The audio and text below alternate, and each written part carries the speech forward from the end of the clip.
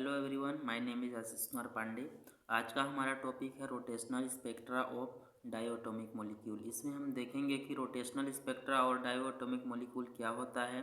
इसका ये डिफिनेशन है, to interaction between rotational energy level of a gas molecule and microwave radiation cause transition between the rotational energy level by the absorption of microwave rotational radiation is called rotational spectra।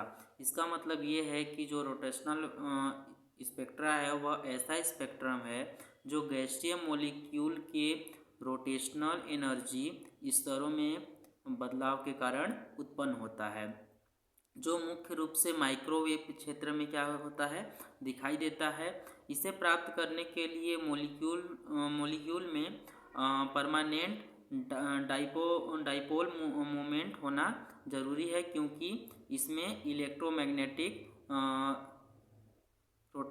Radiation क्रिया करती है। इसका condition देखेंगे तो molecule process permanent dipole moment so molecular spectra the microwave spectra occurs in the spectral range of 1 to 100 centimetre. इसका मतलब ये है कि मॉलिक्यूल में प्रोसेस होने के लिए परमानेंट डाइपोल मोमेंट होता है, जो मॉलिक्यूलर स्पेक्ट्रा को क्या करता है, शो करता है। माइक्रोवेव स्पेक्ट्रा 1 से लेके 100 तक की स्पेक्ट्रा रेंज में पाया जा सकता है। हम आगे देखेंगे तो इसमें एक डायग्राम दिया गया है, हम उसको समझेंगे। Consider a diatomic molecule rotational about इस सेंटर ऑफ ग्रेविटी।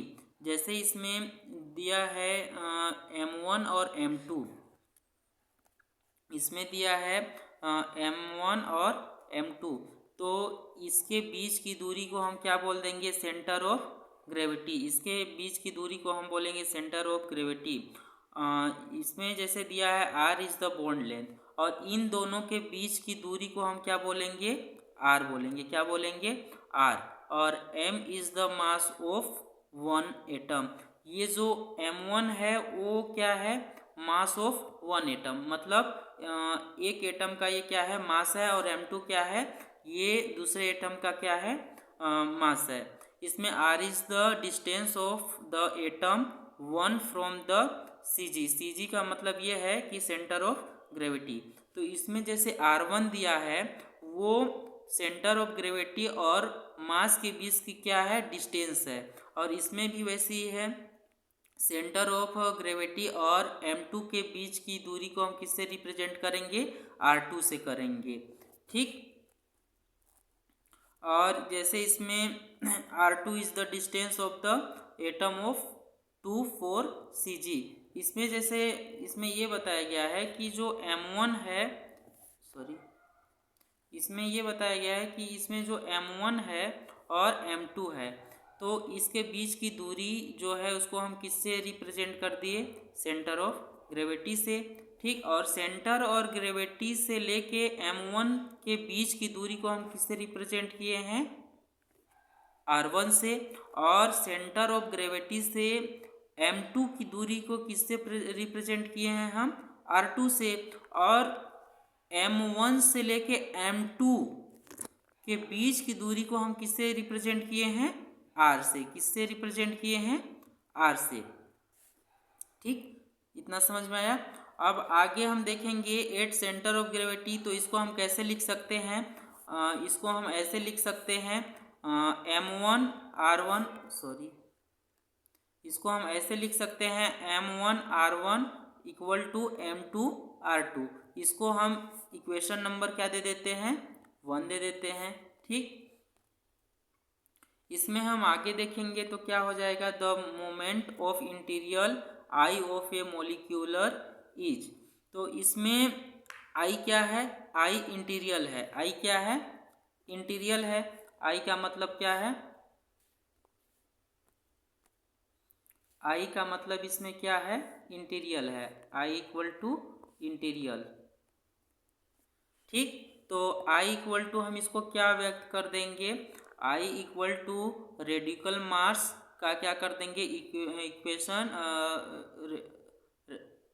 इसको आई इक्वल टू हम कर देंगे रेडिकल मास और आई स्क्वायर, इसको हम क्या दे देंगे इक्वेशन नंबर 2 दे देंगे। ठीक, इसमें ये जो म्यू है इसको हम क्या बोलेंगे, radical mass of the molecule. तो इसको हम ऐसे लिख सकते हैं m2 upon m1 plus m2, इसको हम ऐसे लिख सकते हैं।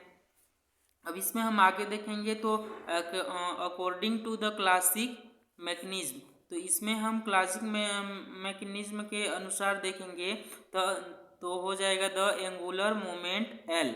तो L क्या है हमारा, एंगुलर मोमेंट है of the rotational molecule is L equal to, L हमारा क्या है एंगुलर मोमेंट, तो L इक्वल टू क्या हो जाएगा L ओमेगा, और ओमेगा हम को किससे दर्शाते हैं, एंगुलर वेलोसिटी से हम दर्शाते हैं। ठीक, इसमें हम आगे देखेंगे। अब इसमें हम आगे देखते हैं तो इसमें क्या हो जाएगा, according to the quantum mechanism, तो क्वांटम मैकेनिज्म के अनुसार अगर हम देखेंगे तो L इक्वल टू हमारा क्या हो जाएगा, L इक्वल टू हमारा क्या हो गया है म्यू आई स्क्वायर। ठीक, आई स्क्वायर हो गया है, इसको हम इक्वेशन नंबर कितना दे देते हैं, इक्वेशन नंबर 2 दे देते हैं। ठीक ना, फिर इसमें वेयर म्यू इक्वल टू क्या हो गया है radical mass of the molecule, तो इसको हम ऐसे लिख सकते हैं m1 upon m2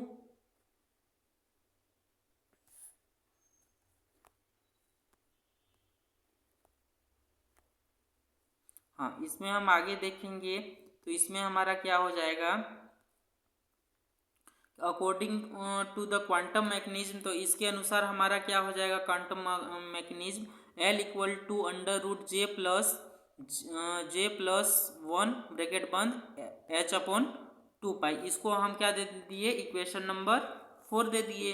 equation number 4 दिए तो J इसमें क्या है हमारा रोटेशनल क्वांटम नंबर। अब क्वांटम नंबर में कुछ भी आ सकता है, 0 1 2 3 हम कुछ भी ले सकते हैं।